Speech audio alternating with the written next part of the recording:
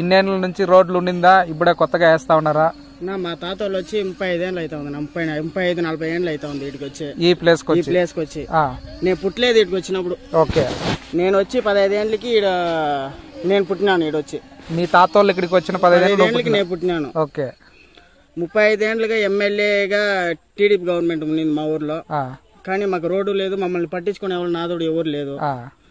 వైఎస్ఆర్సీపీ వచ్చినాక ఇప్పుడు CC road వేస్తా ఉన్నారు, నీళ్లు సౌకర్యం లేకుండా ఉండే.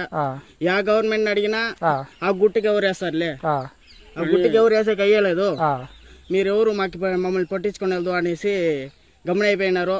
మేము ఈసారి 5 ఏళ్ళకు ముందు వైఎస్ఆర్సీపీకి ఓటేసి వైఎస్ఆర్సీపీని గెలిపించుకున్నాము.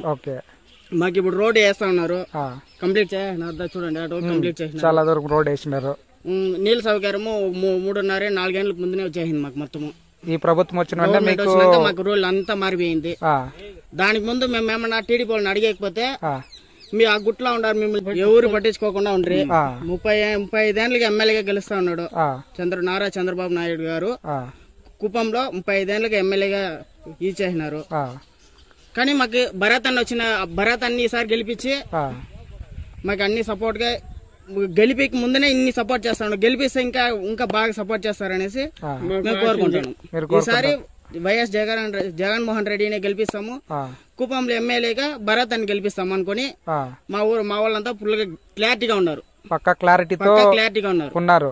సో మీరేమంటున్నారంటే ఒక ఎమ్మెల్యేగా కాకుండానే భరత్ అనే వ్యక్తి ఇన్ని మంచి పనులు చేస్తా ఉన్నారు కాబట్టి గెలిపిస్తే ఇంకా ఎన్ని మంచి పనులు చేస్తారు. ఓకే.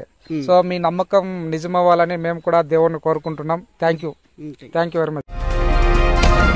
ఈ వీడియో కనుక మీకు నచ్చితే లైక్ చేయండి, మా ఛానల్ ని సబ్స్క్రైబ్ చేసుకోవడం మాత్రం మర్చిపోకండి.